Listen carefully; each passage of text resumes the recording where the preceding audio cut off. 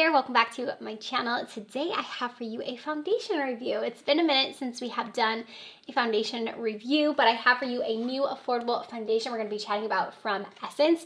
This is called their Pretty Natural Hydrating Foundation. I just got the PR package and I'm going to test this one out. I'm going to do a wear test with it, test it out on the face, see how it looks. I'll also do a mask test as well. So if that sounds good, you want to hear all about this foundation, why don't we go ahead and jump in. Alright, so this did just arrive from Essence. Thank you to them for sending this over. I get so excited to do foundation reviews, and I know you guys enjoyed them so much as well. So I saw this and I was excited about it. So I want to read you a bit about the foundation, some of the claims. This is new to me. I didn't even know they were coming out with this. So I always love finding affordable foundations. I feel like a lot of times my reviews are very, like, you know, not high end, but pretty high up their price. So I love doing an affordable one here. So we have this is called their Pretty Natural Hydrating Foundation.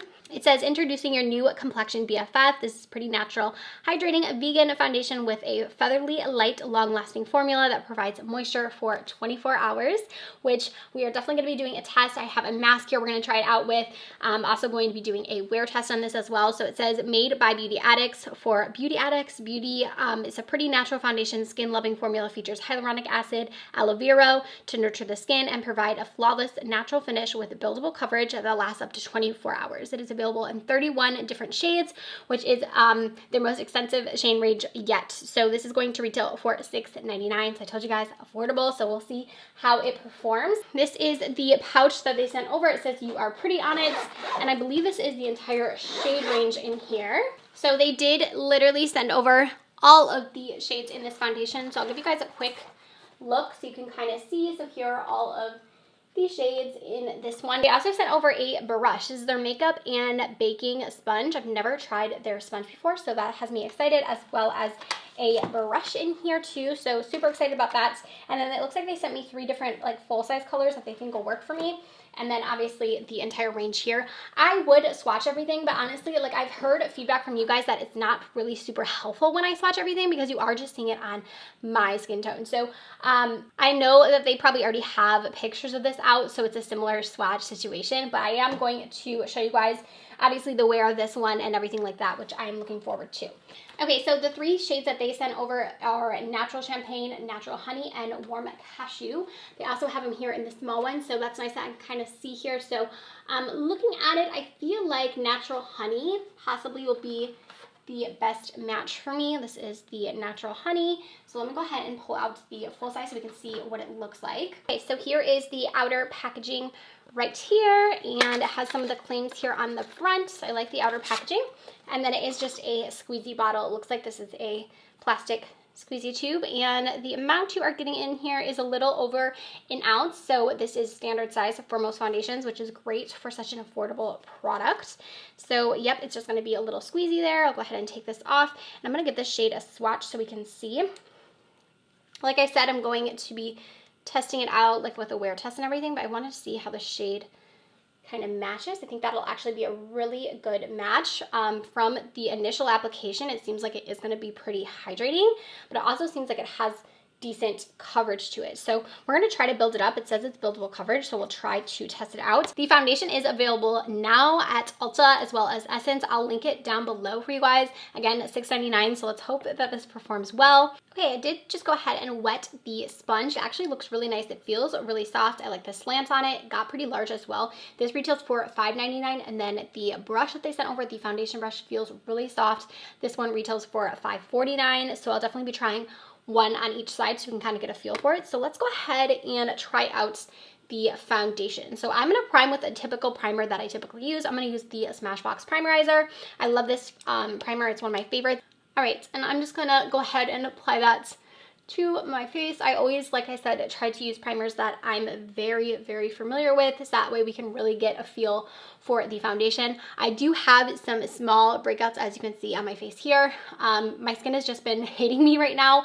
If you do not know, I am currently at almost 19 weeks pregnant. I will be 19 weeks in a couple days, and so I feel like my skin is just doing all the hormonal things and just not happy with me. So I'm not used to having so many just like small breakouts because I typically have pretty normal skin. I have oily skin, but I don't deal with breakouts very often. So we're gonna kind of see how it covers. So let's go ahead and try it out. So like I said, I'm gonna do a sponge on one side and a brush on one side. So let's go ahead and do the brush first. So I'm gonna go ahead and just add it directly to my face, and we'll go that way.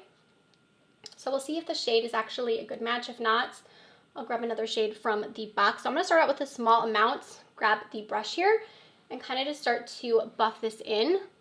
Actually, looks like that's a really good shade match.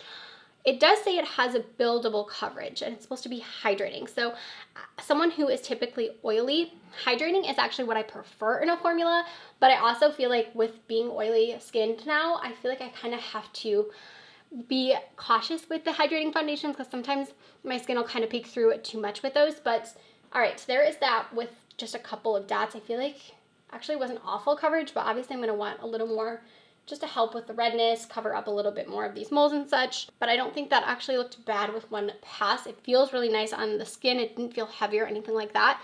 Brush feels super soft, so that is nice. I'm kind of just working this into my skin, kind of just like swirling and also buffing. The actual coverage doesn't seem bad at all. Like, it seems like it has really nice coverage. I will say that Essence, sometimes I feel like they have really great products, and then I also have products from them that I feel like are pretty big misses. So I was kind of just cautious with this, and I'm going to be cautious with this because I'm not sure how I'm going to feel about it, but it actually looks really pretty. That side looks really nice.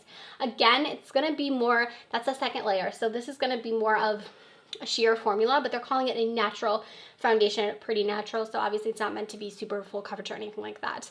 I am going to add just a teeny bit more right here and add that to my brush just to kind of help cover those moles right there. But the shade match is perfect for me. I think it looks really nice on the skin. It looks nice and hydrating. It looks like my skin kind of, but a little bit better. So now I want to try it with the sponge. So on the other side, I'm going to grab a couple dots again, throw this on my face, and then we'll try with the sponge. I would assume the coverage with the sponge is going to be a little bit more sheer, but we will see. So kind of just throw this here and then begin to pounce it in with the sponge. Sponge is a little bit stiffer than I prefer in my sponges, but it doesn't feel bad. I feel like a lot of drugstore sponges kind of sometimes have like that firmness to them. Not always. I have quite a few that are actually really soft, but this one kind of has a little bit more firmness. So just keep that in mind if you're thinking about getting this sponge. It's not bad, but it's definitely not the softest sponge I've ever used. Okay, so coverage wise, I actually think they look pretty comparable. This is just one layer. So let's go ahead and try again a second layer like we did on the other side, but it actually doesn't look that much more sheer to me than the other side here. Second pass at it, I would definitely do 2 layers for myself personally, but if you like more of a sheer coverage, you could definitely get away with just 1 layer. So there it is on both sides. So again, this is our brush side. Here is our sponge side. I kind of feel like the sponge side looks a little bit more hydrated. This one looks still hydrated, but I feel like not as, you know, glowy. So I feel like this is definitely, if you're wanting that look, definitely use a sponge with this one. Here is again with 2 layers on both sides. So we have the brush side and then also the sponge side. So far, so good. It looks actually really good on the skin. I'm gonna kind of just do the rest of my base and see how it plays with the rest of our makeup. For concealer, I'm using the Covergirl Undercover. This is actually one of my favorites. I do like to let this one set in a little bit. I learned this trick actually from my friend Kelly Gucci on YouTube. She lets this like set in for like 2 minutes or so, and it actually gives way better coverage, and it also like looks smoother on the under eyes. I don't know. There's just something about letting that particular concealer set in that looks so nice. So if you haven't tried that trick, I would try it. So I'm gonna let this sit here a second. It does feel a little bit tacky. This would be something I particularly would need to set down, but with it being a natural finish, like it's not claiming to be matte or anything like that. So we'll see if it dries down a little bit more, but right now it definitely feels tacky. So I'm gonna want to set this for sure, especially since we're wanting to do a mass test. I typically set my foundations anyways because I mentioned I am oily. So for me, it's very important for me to set them. But if you're someone who doesn't like to set your foundations, just keep that in mind. It's a little bit tacky. It's not too bad though. It's not like the worst that I've ever tried as far as tackiness goes. Okay, so now that I've let that set in just a second, we're gonna go ahead and blend it out. So you can see it's a little bit tougher to blend out, but the actual coverage it gives is so much nicer. And I don't know, I feel like it looks really nice on the under eyes when I do that. You just have to work like a tiny bit more, but it still blends out. The more I'm using the sponge, the more I'm like not necessarily caring for it. I feel like I'm having to like really pounce on my face because it is pretty hard. I feel like the for the same price. Like the Real Technique sponge is good. The e.l.f. sponge, if you're looking for an affordable one, both of those are really nice. But the brush I did like. Okay, so concealer's blended out here. I am going to powder, like I said. So for powder, I'm actually going to use 2 different powders. I'm going to first use the Lasting Fix. This is from Maybelline. It's their banana powder. I actually really, really like this one for powder on the under eyes. It looks really nice. And I'm going to go ahead and put some of that just on this BH Cosmetics brush and just tap that under the eyes just to help set my concealer. It also does a good job at just like brightening my under eyes as well. Okay, and then for the rest of my face, I'm going to use this one of my favorite powders. It's from Vision's Formula. It's their Healthy Powder. Actually just hit pan on mine. This is actually my second one I went through, but I'm going to go ahead and just tap this in to the rest of my face just to set it down. I'm not going to go too heavy, but since we are going to use a mask, I want to make sure it is set in place. Okay, so with the powder, it definitely made it more matte, but I can still see the luminosity to it. You can still see my skin doesn't look like too flat. Like we still have, whoops, I was trying to go like this. We still have a little bit of glowiness peeking through, and we're gonna add more powder or more glowy products to help with that. So with the powder, it definitely feels like it's set down. It looks really nice on the skin. Like you cannot tell that it's a $6 foundation for sure. So I'm gonna go in with this palette here from The Balm. This is called their Willpower Palette. I really like this one. And I'm gonna use that to put some blush on, kind of liven up the face here. So I'm gonna go into the shade right here called Dedication, this first one. I'm gonna add a little bit of that to my cheeks. This is a very glowy blush. That's why I said I want to bring some glowiness back into my face here and kind of bring the shine a little bit back. So we've got that shade on, and then I'm going to actually grab a little bit of the shade Preserve right here as well, the peachy shade. And I'm also going to add a little bit of that as well.